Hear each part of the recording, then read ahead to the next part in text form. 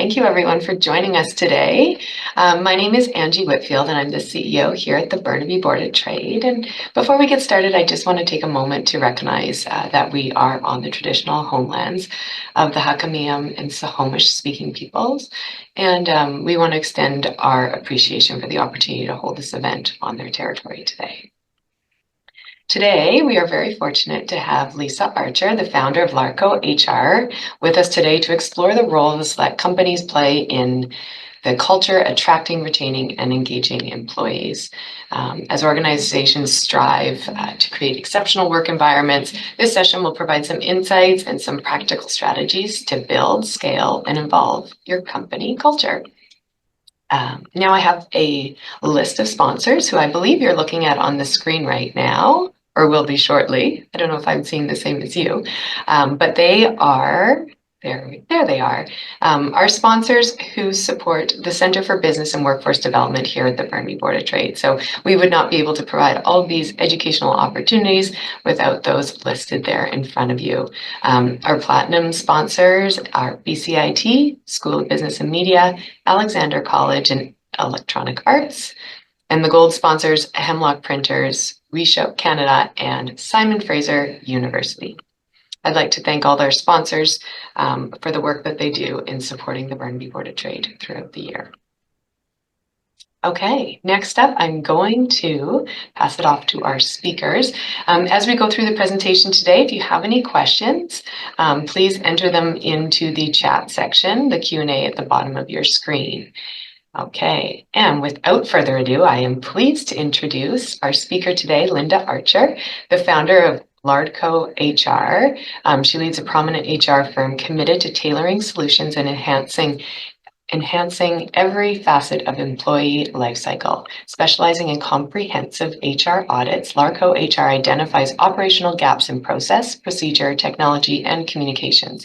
At Larco HR, Linda serves as a fractional HR executive, empowering HR teams with strategic insight and process enhancement. Renowned for her coaching leadership style, she ensures compliance, enhanced team capabilities, and aligns HR strategies with business objectives to foster growth and adaptability. Thank you, Lisa, for being here. What a pleasure to have you. And with that, I will hand it over to Lisa. Hi, thanks so much for having me, everybody. I'm Lisa. That was quite the introduction, but just to highlight what we do. So we work with organizations and essentially we do HR audits. So we go into organizations, we provide recommendations and support with implementation of initiatives to improve recruitment, engagement, and retention. So we truly believe that organizations have the ability and should have the ability to do what they can for their people to help them not only thrive in a professional environment, but also personally. So we work with organizations to really design customized solutions to really drive that engagement with staff. So the topic today is on your culture is your differentiator. And so we're going to discuss how cultivating strong company culture can make your organization stand out in the marketplace. We'll explore how culture influences attraction, retention, and engagement of employees. And I'll show you how to assess and improve your own organizational culture through HR audits. So just a quick overview of what we're going to cover today. So we're going to cover what company culture is, why culture is important for business success, how you can change or improve your company culture, the role of HR audits and culture enhancement. And by the end, you'll have some tools that you can take away and apply to your own organization.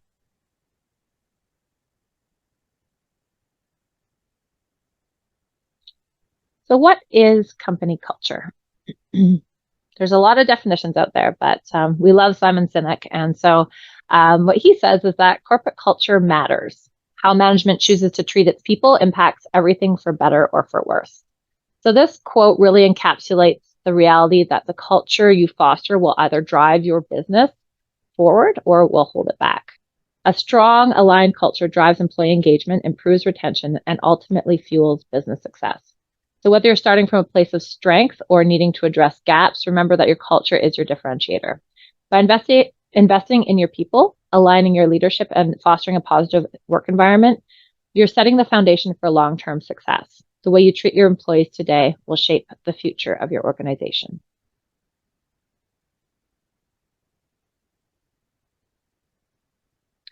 So what is company culture? It is the shared values, behaviors, and interactions that shape the work environment. And that's connected with the goals and the history that have existed in the organization. Culture defines how we do things around here is a great saying, and it's the key driver of employee experience. A strong culture aligns with your organization's values and goals, leads to higher employee engagement, retention, and performance. So think about your company culture. So what do you like most about where you work, and what attracted you to working there? Those are some things that help to drive culture. And then the next slide, we'll review some culture aspects that are attractive to employees. So company culture, what makes things attractive to employees? We highlight these four because these four kept coming up in a lot of research that we did. Workplace flexibility, skill development and career goals, mental health and well-being, and trust and leadership. So for starters, these directly impact your ability to attract and retain top talent. A positive culture can improve alignment with your organization, boost engagement, and drive business performance. Statistics show that employees are 9 times more likely to stay with a company that invests in personal and professional growth. When employees feel aligned with the company's mission and values, they perform better, and that's what drives success in the business. So, touching on workplace flexibility, 47% of employees noted that they would seek or leave for other employment if required to work in the office full time, which is really interesting because a lot of organizations right now are actually making their employees come back in. So there'll be a big shift in organizational change in the next couple of years. So flexibility is not only where people work, but it's also their autonomy on how they manage their tasks and do their work within their jobs.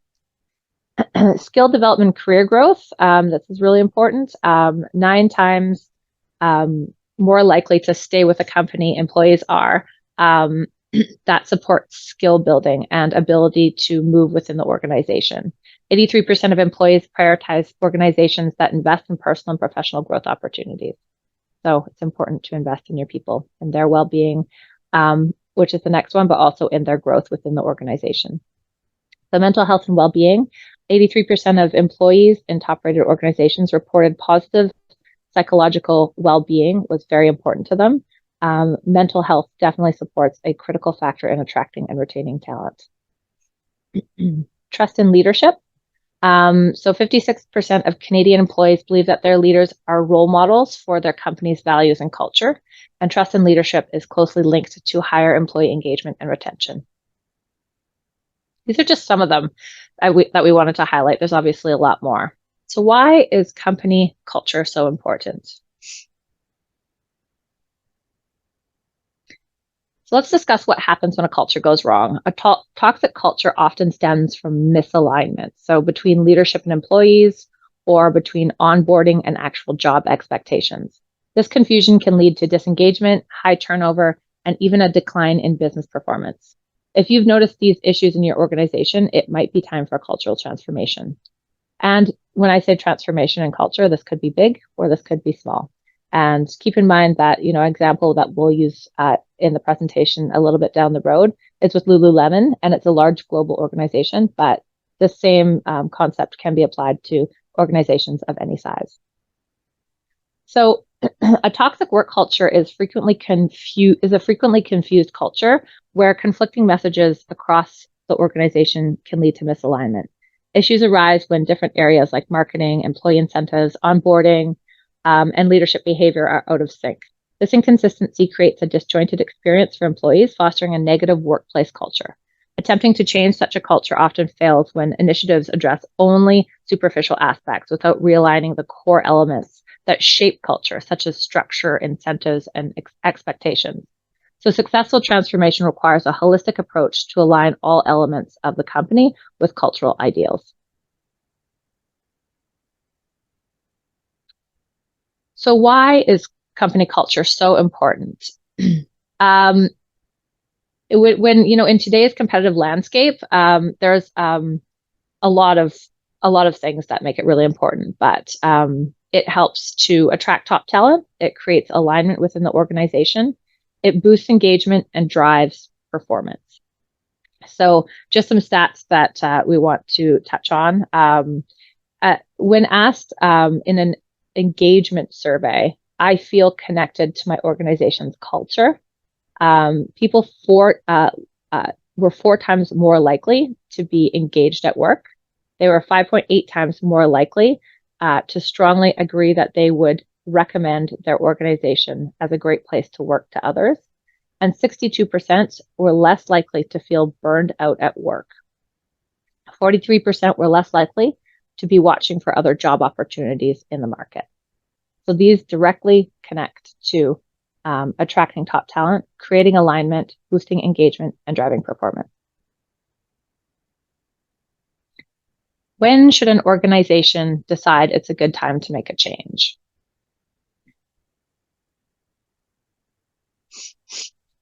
So some key signs that we find when working with organizations include disengaged employees, which could come in various forms, like increase in employee grievances, just general unhappy people, not engaged in meetings, high turnover rates, disconnect between leadership and company goals, creating confusion in the organization, lack of organizational goals as well is a big one.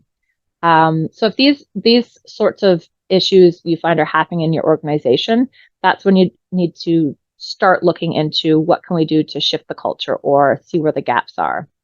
And transforming culture is not easy, but when you have the right structure and the right leadership and the right approach all together, it can be done and will definitely help improve culture in the workplace. So company culture is a key factor that sets great companies apart. While businesses offer similar products or services, a strong culture and unique culture can drive innovation, teamwork, and shared goals. So this culture attracts employees who fit well with the company, turning them into loyal, engaged members who contribute to long-term success. So as we can see in this mountain, cultural transformation is a journey to the top. And I want to highlight that the same factors, as I mentioned before, apply to smaller organizations as well as bigger ones. So at the bottom, employee experiences start with experiences. Those experiences become beliefs. They shift into behaviors, and then those behaviors start to impact positively on business results. So for example, companies who have trust, transparency at the top of what's important to them in their culture, they can create environments where people feel motivated and valued. And this leads to a culture that not only adapts and grows with the company, but also becomes a lasting advantage in the market. So in the end, a great company culture is what truly makes a company stand out. Recognizing and nurturing your unique company is vital to making sure employees feel connected to their work.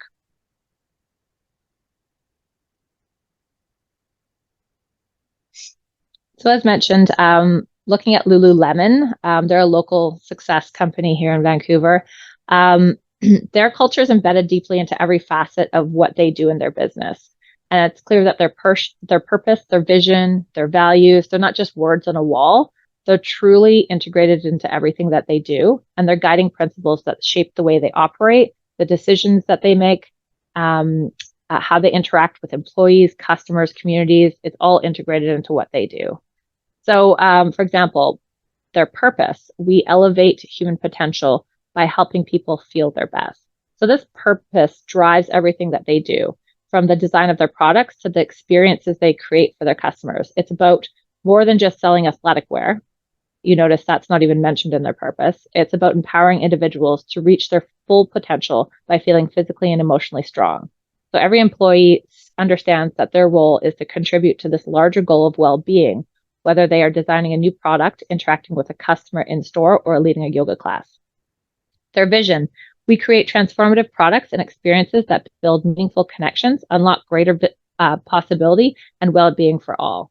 So Lululemon's vision isn't limited to the product line. They have built sort of a community-driven brand that fosters a sense of belonging. Their stores are often gathering places for local communities. They offer free yoga classes or wellness events in their stores.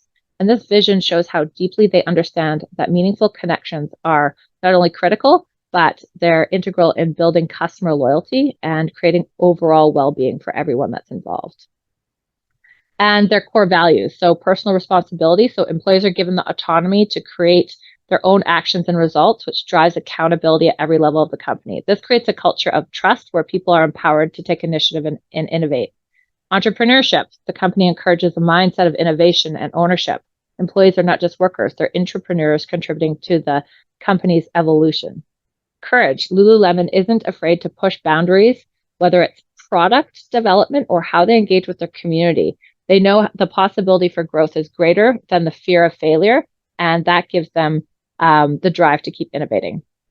Inclusion, their focus on removing barriers to equity creates a culture where everyone feels they belong, not just within the company, but also the communities that they serve. So this inclusiveness strengthens customer loyalty and also builds employee engagement. Connection, by prioritizing relationships both internally and externally, Lululemon has built a collaborative team environment where people care deeply about each other's success.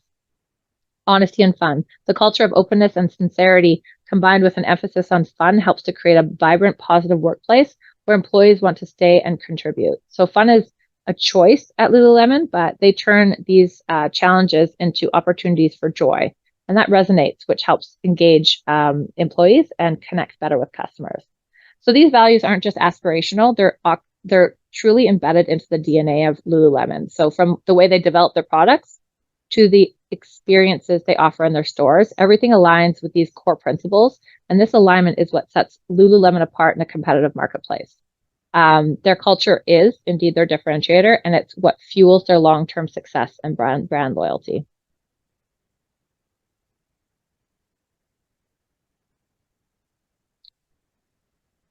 So how do you change your culture? It's a great question. It's definitely not something that happens overnight. So HR can lead organizational culture change, which is, one of their core factors of the human resources department in any organization. But it is something that is a responsibility and, something that everybody in the organization owns. So here are some areas where HR can really lead. So they can become a strategic partner in driving cultural change. So HR must collaborate with leadership to ensure that the culture is a strategic priority.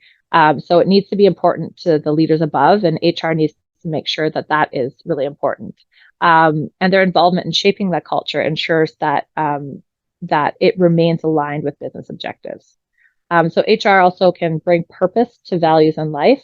So another way they can do this is by making sure that the organization's purpose and values, like we heard in the Lululemon example, is built into daily operations. So it's fully integrated. And this is done by, putting it into initiatives like recruitment, onboarding, training, performance management. And when employees understand and connect with the company's purpose, it fosters a more engaged and aligned workforce. They can also lead culture change by helping employees learn the skills required.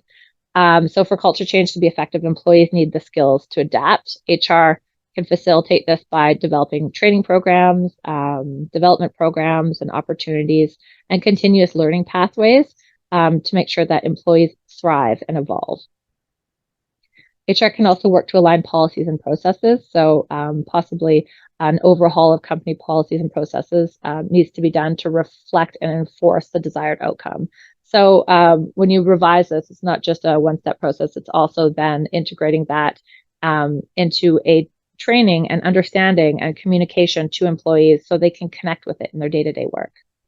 HR can also use metrics to make sure and measure that workplace culture is, so tracking it. So when changes are happening, we're tracking it to make sure that there's other effectiveness of the initiatives that we're doing, or there's not, and we make a pivot at that time.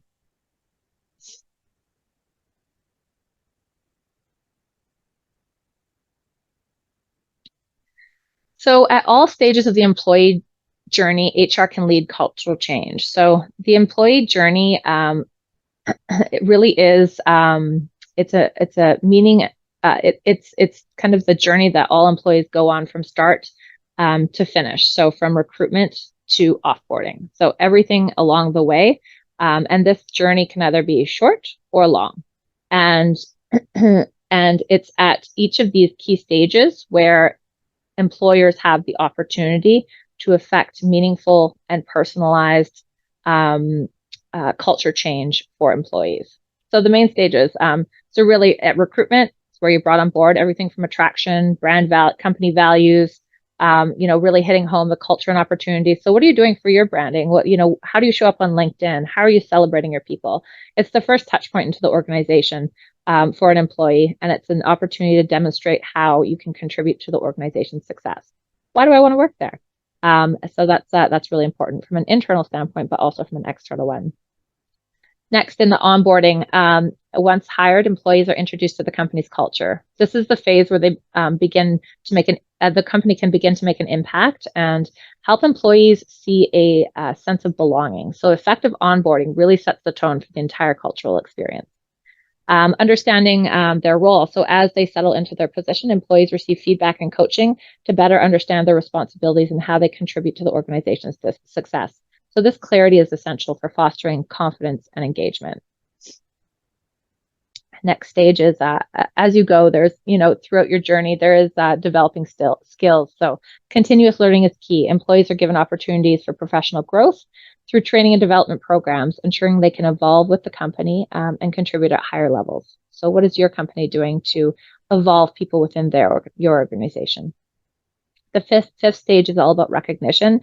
So although this is integrated all the way through the journey, it's important to make sure that recognition is apparent in an organization to maintain motivation, and ensuring that employees are celebrated for their hard work will help to reinforce a positive and supportive work environment.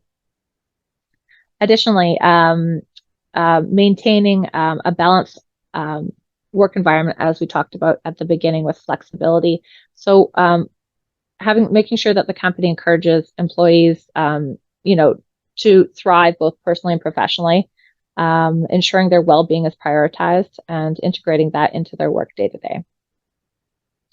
So late in the journey is the transition stage. As employees grow, they may change roles or departments. They move internally, and so helping them find the best fit for their skills and interests. So internal career movement. This internal mobility helps to retain talent by offering new challenges and opportunities for their personal growth in the organization. And finally, the final stage of the employee journey is when the employee decides to move on, either through retirement or another opportunity. So this onboarding process is really important because we want to ensure that when the employee leaves, they leave with a sense of fulfillment, knowing they've made a meaningful impact. So it's important to understand that the employee journey and how it relates to company culture, as there's many different opportunities where companies can implement initiatives that essentially ensure this road goes as long as possible for them.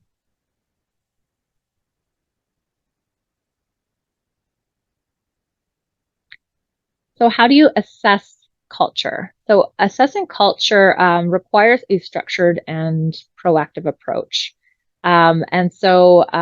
The process that we use when we go into organizations that you can apply to your own organization is a discovery, development, and launch is how we break it down. So we begin with the proactive discovery structured process. So this involves qualitative and quantitative gathering. So we would go into organizations and we would be catered to you, and this is something you can think about and apply to your own organization. We'd go in and we'd have one-on-one interviews with employees at different levels.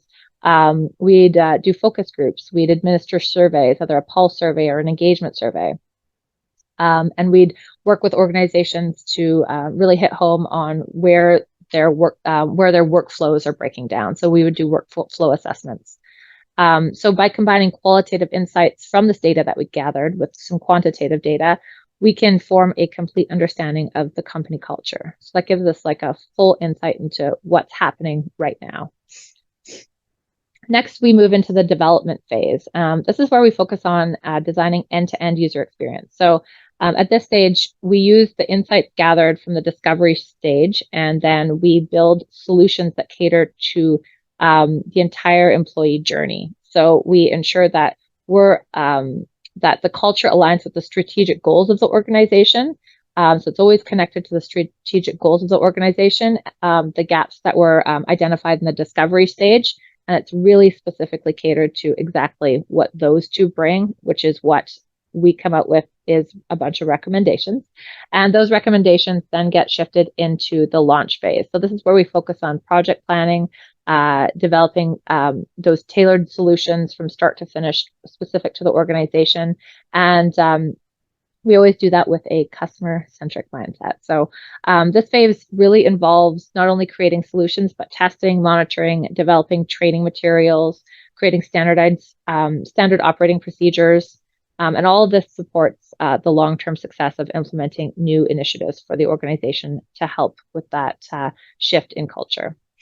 So this launch phase really represents the culmination of all the efforts from current state to future state across the employee lifecycle. And throughout this process, our goal is to ensure that the culture is aligned with the strategic objectives of the organization, and then the gaps as well.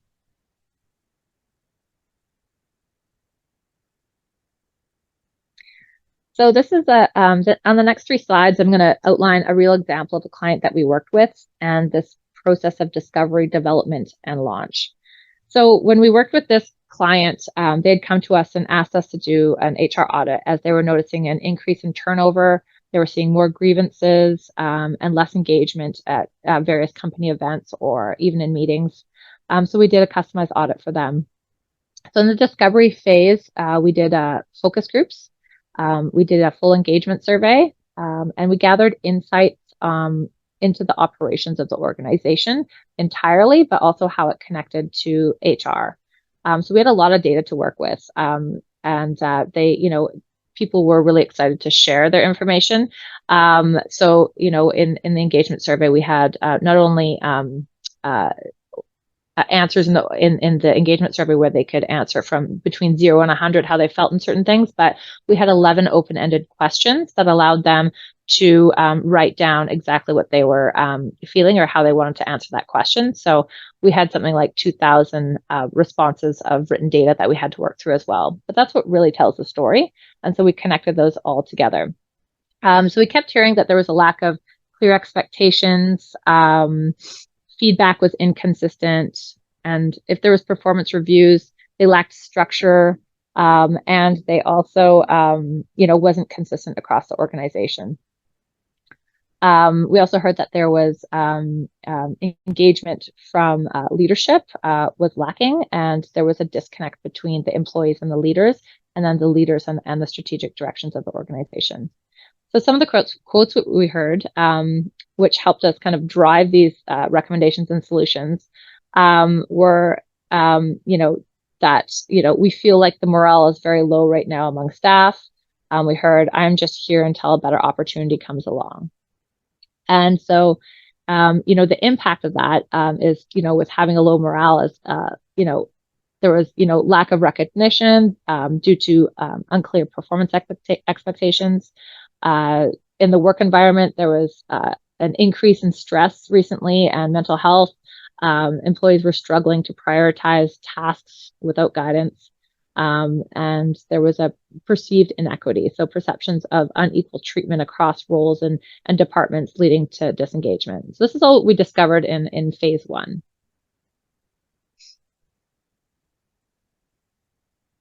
So just one of the things we took from all this information was that we realized that, in the development stage, so what we're recommending is that they needed a formalized performance management system. So they didn't have a clear one, they didn't have anything structured, and they needed some leadership training. So we needed to equip managers with the tools for feedback, goal setting, and employee development.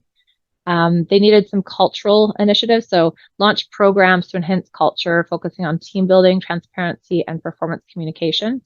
And they needed to integrate some technology to support them as well. So they had a current HR system, and they needed to implement new modules to be able to support some of these initiatives.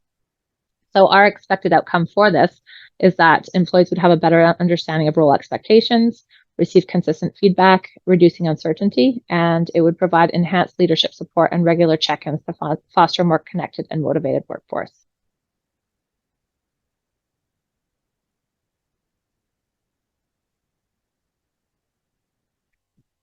When we launched, what happened was we saw an increase in employee engagement.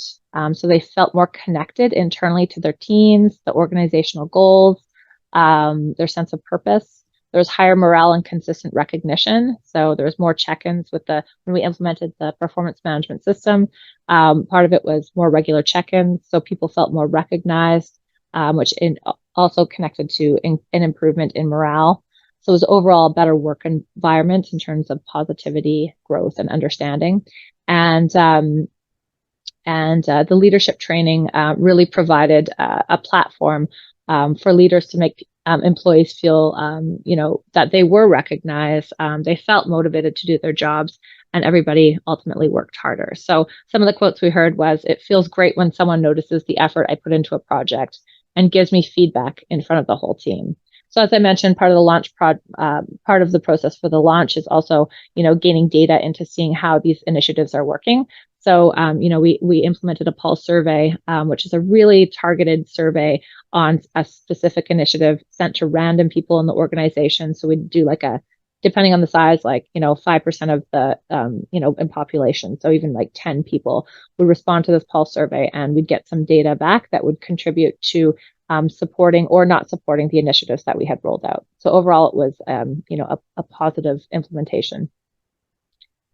So just a recap of the process. So this is, again, stuff that you can do at your own organization. You need to gather insights specifically from the people. So whether that's focus groups, one-on-ones, meetings, engagement surveys, gather the actual data, find out where the gaps are, and really analyze that data and connect it to different initiatives that exist in the organization. And then it's designing those end-to-end user experiences. So what do these gaps say, and what do we need to implement or improve on in our organization to really drive that engagement? And then move into the launch phase. So again, implementing those initiatives into the organization. And at the launch stage, it's really important to ensure that there's appropriate change management, project management, internally to be able to effectively roll out the initiatives to the organization, and then testing, and knowing also going into it that it is important to check metrics, test over time, and see if those initiatives are working, and it's okay if you have to adjust in the future. So all of these over time will help to support an improved culture and engagement in the organization. So on a final note, success doesn't happen overnight, and neither does a winning culture. It takes consistency, dedication, and time to cultivate a culture that drives long-term strategic success. So this quote really captures the reality that the culture you foster will either drive your business forward or hold it back. A strong, aligned culture drives employee engagement, improves retention, and ultimately fuels business success. So whether you're starting from a place of strength or needing to address gaps, remember that your culture is your differentiator. So invest in your people, align with your leadership, and foster a positive environment. And when you do that, you're setting the foundation for long-term success. And the way you treat your employees today really is how you're going to shape the future of your organization for tomorrow. That's it for me. So thanks for joining us. All these things you can do with your own organization, but if you want some tips on how to audit your people or have some questions, please don't hesitate to reach out to me. There's a QR code on the screen to book a 20-minute consultation, or the link is calendly.com/lisa.larcohr. And I'd be happy to answer any questions that you have. That's it for me. Thank you. I'll pass it back to the Burnaby Board of Trade. I'm not sure if that's Angie that's going to jump in. Yes. Thank you, Lisa. Give me 1 second. Yeah. I can also answer questions if anyone has any questions, obviously. I'll go ahead and read one we have in our notes here. It says, our employees are generally engaged and do good work. We want to build a culture of showing additional ownership and initiatives, but uptake is slow. How would you suggest we approach this? So uptake on I'll read that part. Yeah. They want to build a culture of showing additional ownership and initiative, but the uptake is slow. So looking for, how do they build initiative and ownership on projects specifically, I think. Mm-hmm. Yeah, so that's going back to really it's when you implement any sort of changes, it really comes back to how it's implemented. And so it comes back to change management initiatives. So how is that communicated from the business to the employees when that change happened? And then also making sure that it's connected back to those mission, vision, and values of the organization. So people will feel, I had this is actually a really interesting thing I read online. It's a really good example. There was this person that, was parking cars at the hospital, and I guess they were short staffed, and people would drive in to hand them their keys and ultimately have this team park their car while they ran in to see someone at the hospital that they had to get to quickly. And this person was super angry, and they're going car to car saying, like, we're short staffed today. We don't, move along, go find yourself a parking spot. And, we can't help you today.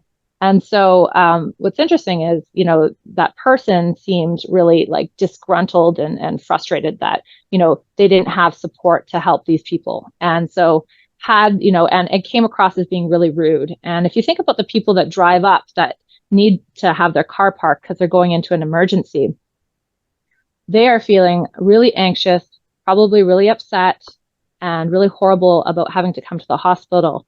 And this experience for them was an extra negative. And so had that person who was short-staffed parking cars had really connected their job to the overall mission of the company, which is like a hospital is there to help people that are in need and support them with their help, with their health. And that this service that they were offering was an added benefit to kind of help take away that stress of the people that were coming up. So had that person connected to that mission and really thought, instead of I just park cars, but they had thought, I am a person who is here to help alleviate the stress of these people coming in. So I'm essentially helping these people get through a really tough time. If they had really connected that job was connecting to the greater organization of supporting these people, that person probably wouldn't have been so angry, wouldn't have been so disgruntled, and would have delivered that message and connected with those people on a different level. But instead, they were just frustrated and mad. So it's just a really good example of how, even if you have an engaged workforce, if they're disconnected from the overall mission and vision and values of the organization, that adoption of anything will take a lot longer.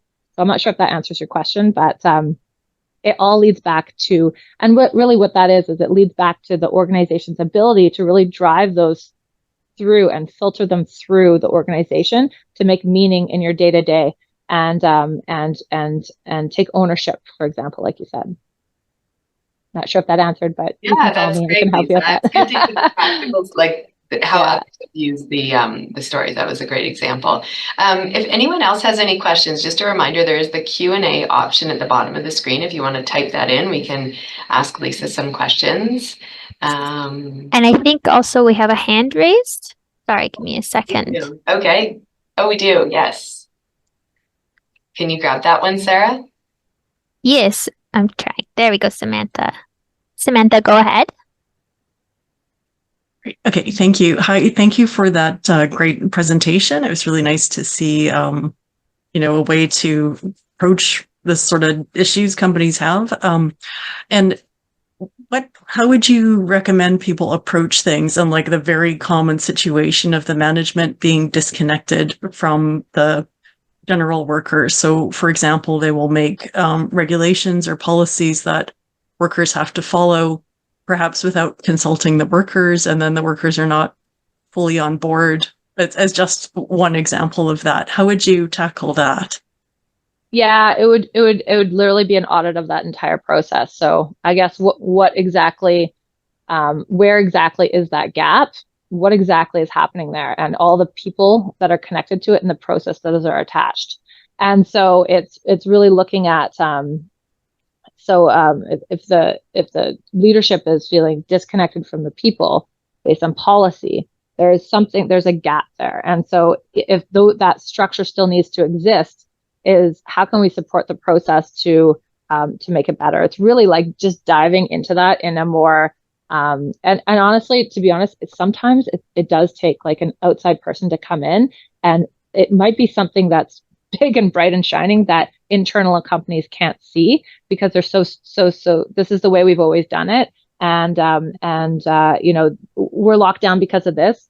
And if you're in a situation where it's a union environment, so we work with organizations that have unions internally too, and so it sounds similar to like, if there's a union environment and there's a collective agreement that states that employees have to do this, that's fine. But like, there's also still like a structure that, this is the business and this is what we do. As long as it's in alignment with this, we can do whatever we want. So, but it's really that increase of communication and the way it's rolled out is usually one of the big pieces. So there's obviously something that's missing there, and it's really diving into what that is. I'm not sure if that answers your questions, and it's hard when I don't have like a specific example, but it's really right. Well, yeah.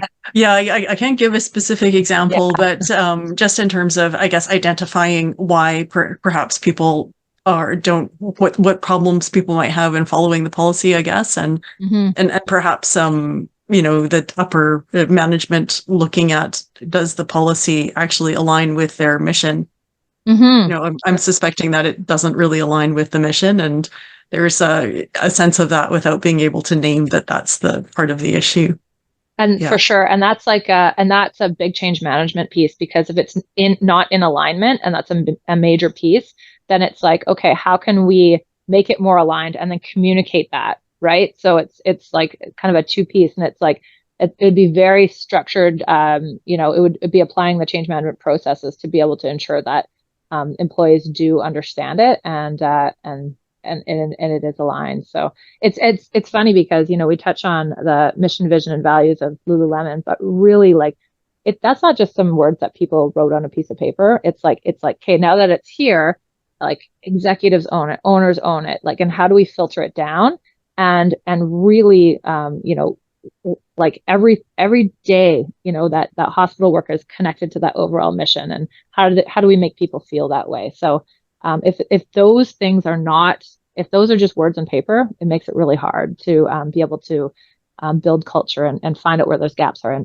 and make change and measure that change. So. And Lisa, thank you for your time and sharing all that information. That was a really great overview of culture, and I think we're all leaving today with a few things on our to-do list and to reconsider and look back at. So much appreciated, and thank you all for being here, and have a wonderful rest of your day.